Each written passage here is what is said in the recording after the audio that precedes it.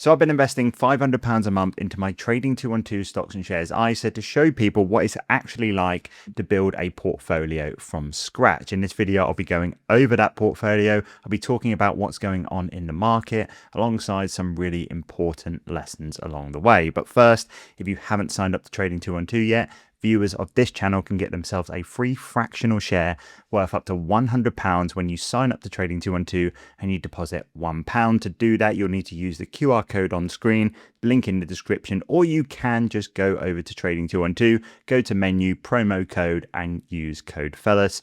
Remember, when investing, your capital is at risk. Okay, just a quick overview of the deposits. I put in my £500 on the 1st of August, and I've done this every single month since the 7th of April, which is when the stocks and shares ISA allowance was renewed. Just a couple of things to note here. If you've not watched the channel before, I opened my account with £200 just to get the ISA opened, and there were times where I had to put in £10. This was just when I was filming a tutorial for another video on this channel, and I just needed to put some money in to demonstrate things. So around £2,720 invested, and let's now go ahead and look at my portfolio. Okay, so just taking a look, the first thing that I can notice is that I definitely need to charge my phone. I'm currently on 5% here, but looking at the account value, we're currently at £2,895.31, and that is a total return of £184.01. So not too bad at all. So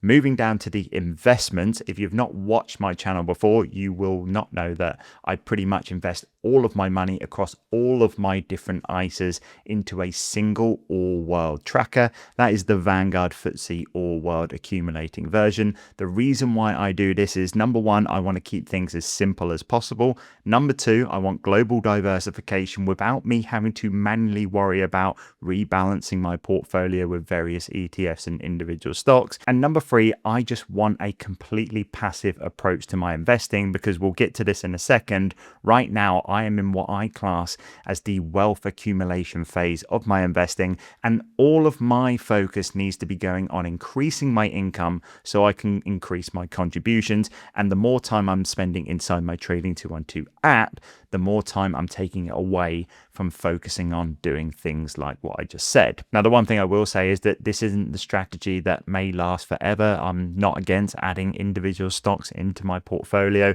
maybe other ETFs or commodities, or maybe even bonds as I get closer to retirement. But this is what's working well for me from an investing point of view. And the way the market's going right now, it's obviously giving me a nice return as well, which I guess leads me nicely into why has the market actually been going up over the last couple of months or so. And when I take a look at it myself, I think it's coming down to three main things. The first one, and probably the most obvious one, is that inflation right now is actually starting to come down. Over the last couple of months, we've seen some drops in inflation pretty much all over the world in various economies.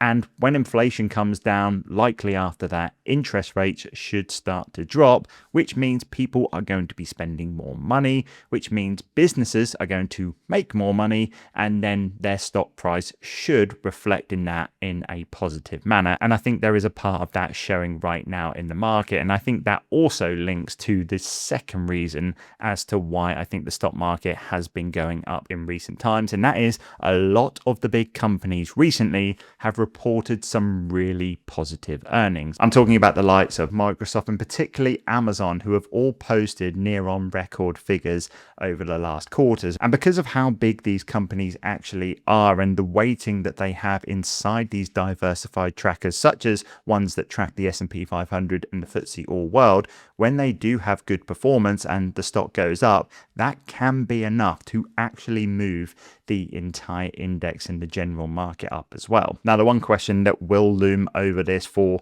probably the foreseeable future for now anyway is that, are we in an AI bubble, and how much of these earnings are coming from people investing into AI and the effects of that? Of course, we had the dot-com bubble back in the early 2000s, and this is when the internet first came around. People do have the same thesis that we are possibly in an AI bubble and we could be on for a major crash.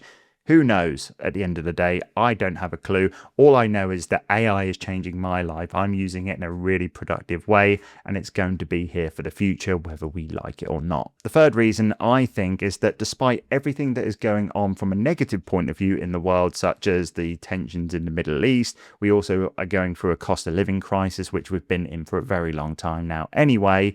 I think the economies are becoming more and more resilient to these negative changes. I remember when the Middle East war just started around, what was it, March, April time of this year. I was really concerned about what was going to happen in the stock market, and the stock market was reflecting that from a volatile point of view as well.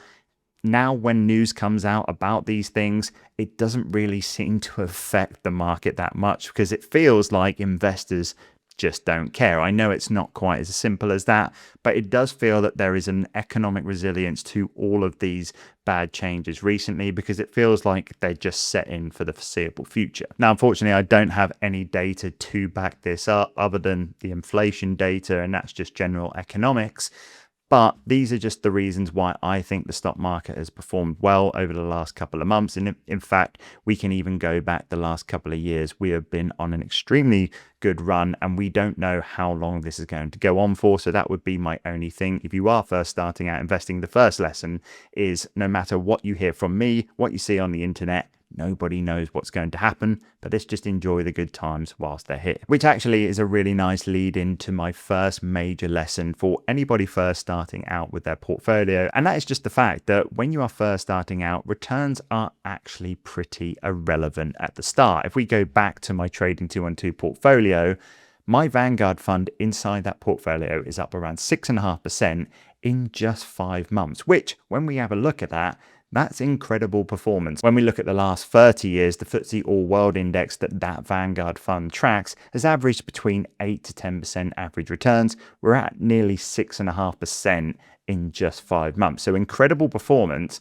But when we actually look at the number returns on that, it's only at around £175 returned, which isn't that life-changing despite us investing £500 every month, which is a big chunk of our money every single month to go and do that. And it's not really that life-changing, but this is the really important lesson with all of this, and that is just the fact that returns do not matter that much at the start, and it's your contributions which is going to move the needle more. Like we say, we're at £175 up in just over 5 months. If I was just to go in there tomorrow and add £200 of my own money on top of this, I've already contributed more than those returns have given me. So at the start, your contributions matter so much more than your returns. I actually think a really good case study for this is just bringing up my other stocks and shares ISA with Vanguard directly, but it's the same Vanguard fund that I hold in there as almost £100,000 invested in this portfolio. And over the same time period with the same fund that I have in there, it's up nearly £7,000. And the only difference here is that the portfolio is much bigger. Now, it sounds obvious, but the only way I've been able to get to that is by investing every single month as much as I possibly could over the last 8 years. So get those contributions on and forget about your returns when you are first starting out. The second lesson I want to go over is, should you lump sum or invest monthly when you are first starting out? And I think this isn't a straightforward answer, and I'm going to tell you why. Now, when we look at the statistics of this using past data, lump summing usually outperforms dollar cost averaging or pound cost averaging around 60% of the time. There was actually a study done by Vanguard where they used a 60% stock, 40% bond portfolio, and they found that lump sum investing outperform pound cost averaging around 64% of the time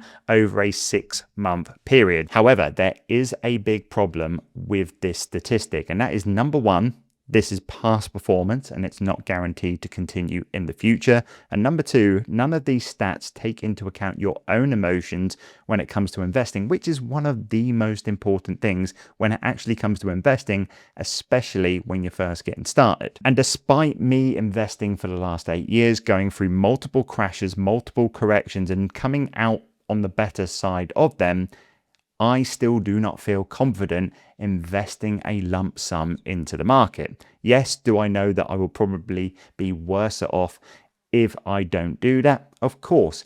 But one of the most important things is the ability that I've been able to keep anyway to build my portfolio up is the ability to stay consistent, control my emotions, and just invest every single month, no matter what is going on, and just ignoring the noise. Is that the optimal way of investing? Probably not. You may prefer to just lump sum your investments, but when it does come to looking at lump sum versus dollar cost averaging, don't worry about what the stats say, worry about what your emotions say, because that's the most important thing when it comes to first starting your investments. Is not about having everything figured out at the start. It's about building good habits, staying consistent, and learning how the market actually works, because you will go through crashes, you will go through new all-time highs, and you will also go through corrections along the way. But essentially, that's where I'm at after 5 months investing into this new portfolio. It's around £2,700 invested, nearly £200 up on my portfolio. Now, what I want to know is, how are you getting on with your investments? Are you a new investor? Have you been investing for a long time? I want to know what's going on in the comments section down below, what you're investing into, what your strategy is. Do you prefer lump sum investing or dollar cost averaging? Let me know in the comments down below, and I will see you guys in the next one. Take care.